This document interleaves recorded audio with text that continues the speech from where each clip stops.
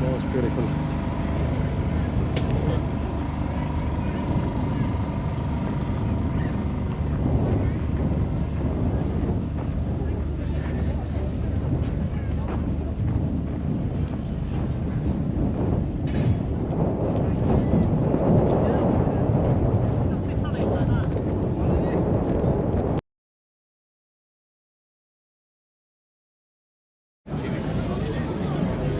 This is a Chinook helicopter. We're going to go inside this Chinook helicopter. Let's see how it looks like on inside.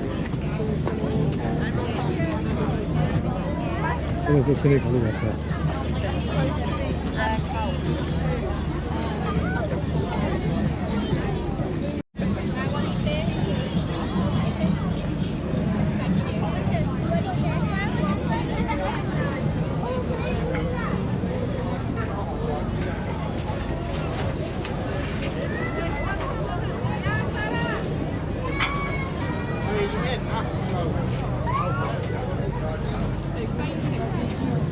I'm going to enter a Chinook helicopter.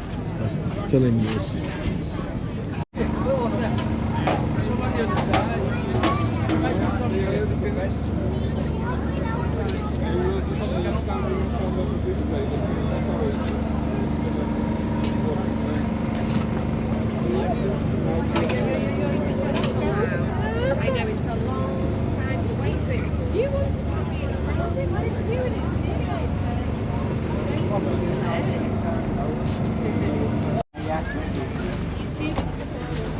Is it okay if I can make a video? What? Is it okay if I can make a video? If you want to, man. Sure. Yeah, just take a seat for it. Thank you. I'm going to sit down.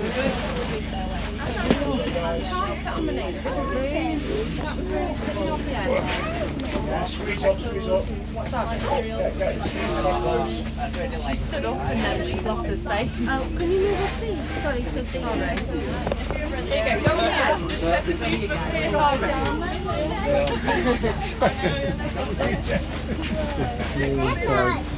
Chinook helicopter.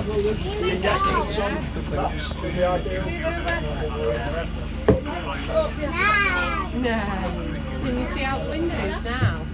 There's a helicopter. Yeah, that's the same as what we're in, isn't it? We're in one of those. Hey, in the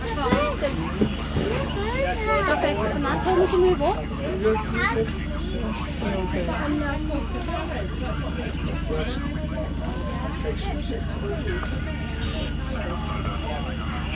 That's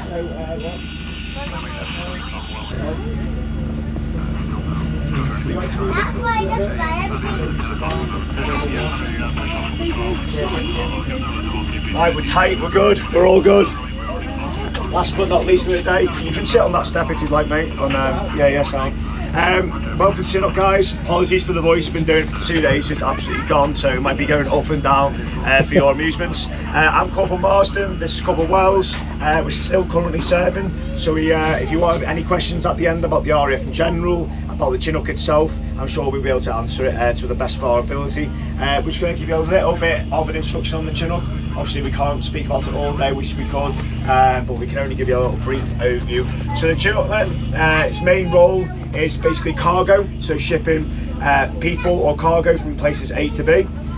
It's got 2 engines, each of 4,000 horsepower each, and that can generate enough lift to get it into the air at about 15,000 feet. That's where it can go up to 180 miles per hour, which is absolutely rapid for a helicopter, guys. So it needs to do that for its job role, which like I said is cargo, so it can house up to 55 people in the Chinook.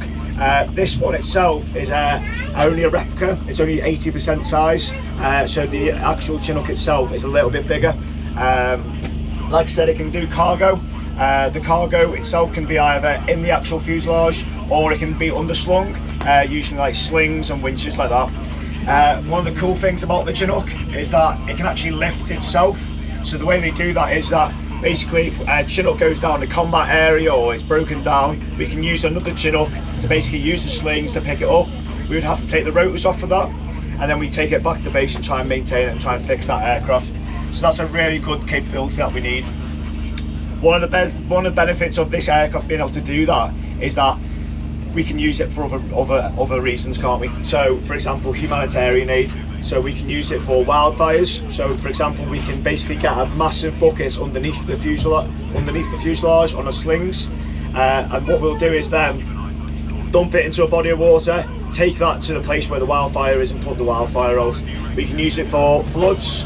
We can use it for tornadoes, hurricanes, bad storms. What we'll do is we'll just load this aircraft up full of people, full of supplies, and go and help out that local area.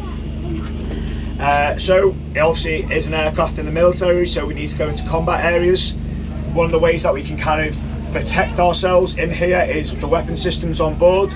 Luckily for you guys, we've got a couple Wells here who's actually stationed at RAF Odeon, and she works on the weapon systems on the Chinooks, so she can explain a little bit better than I can on the weapon systems, so she'll be able to discuss any questions you might have on the weapon systems. Yeah, so yeah, as Corporal Marston said, I'm from RAF Odeon down in Hampshire, so way down south, and my job is a weapons technician, so all the weapons that the Chinook needs, our job is to maintain, fit, remove, and just ensure that they're in good condition. So normally where the ramp would be, we'll have a machine gun on the ramp, which is an M60 gas operated machine gun, a bit like a general purpose machine gun that some of you might have actually had a play with today at some of the army stands. So it takes 7.62mm ammunition and has a rate of fire of about 600 rounds a minute. And then, as you see up in front there, when these all came in, we have a mock minigun up there. Normally we fit 2 of those to the aircraft. So we have one on the port side, one on the starboard side of the front there. We load them with about 3,600 rounds each. And they're electrically operated, so we'll have 2 big batteries that we'll charge, which basically gives power to the gun drive motor on the weapon system, which in turn spins the barrels. So it's got 6 barrels, as you'll be able to see if you want to go up and have a look after the brief. It's got 6 barrels, and then on the inside would be 6 bolts with 6 firing pins, which basically fire off a round every time a barrel will go roughly past the 12 o'clock position on the minigun. Not only that, we do have flares and chaff that we fit in operational environments to basically protect the aircraft against any heat-seeking missiles and stuff.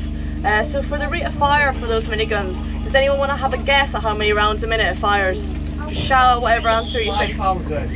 Less than 5,000? 3,000? Who said that? 3? Spot on. Spot on, yeah. So 3,000 rounds a minute fires, 50 rounds a second. So it's really, really quick. I've had the privilege of being in California on a gunnery sortie, and looking at it at night time with the tracer rounds. It's like 2 big lasers coming out the side of the aircraft. It's pretty cool. So operating this aircraft, then we'll have 4 crew. So we'll have the 2 pilots that'll sit in the front of the cockpit, and then 2 air crew in the main cabin area. One will operate towards the front of the aircraft, and one will operate towards the rear. Their jobs basically are to utilise the weapon systems and ensure that any cargo and personnel are loaded on properly. You can see the LCD screen at the floor. Basically, as Corporal Marston was on about earlier, we do carry underslung loads as well. It's got 3 cargo hooks on the aircraft. So the weapon system operator or the crewman will basically lift up a hatch on the floor and be able to look through the aircraft to ensure that the load's connected properly. Then it'll give the thumbs up to the pilots, and then off they'll go. Again, with this being a replica, all this soft padding and stuff is what we actually have on the aircraft. So it's soundproofing basically, as the aircraft is really loud. If you've heard it before displays, you can hear how loud it is from the ground. So when you're actually sat inside it, it is very, very loud. Again, with all the seats that you're sat on, they're pretty accurate as well. So we have the exact same seats in the Chinook, so it's basically a cargo net behind you, so the aircrew can strap down whatever cargo is loose, so it prevents it moving about in flight.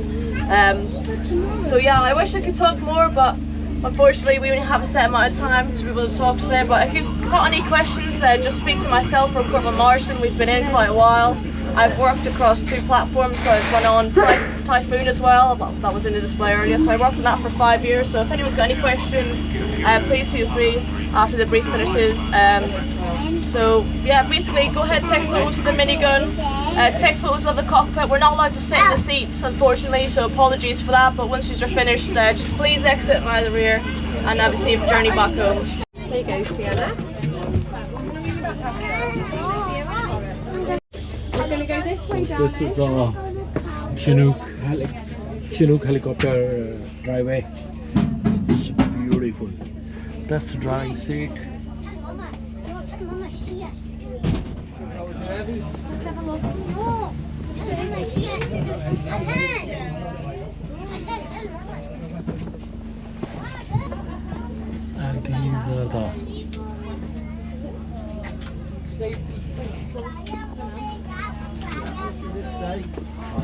High rate trigger, low rate trigger.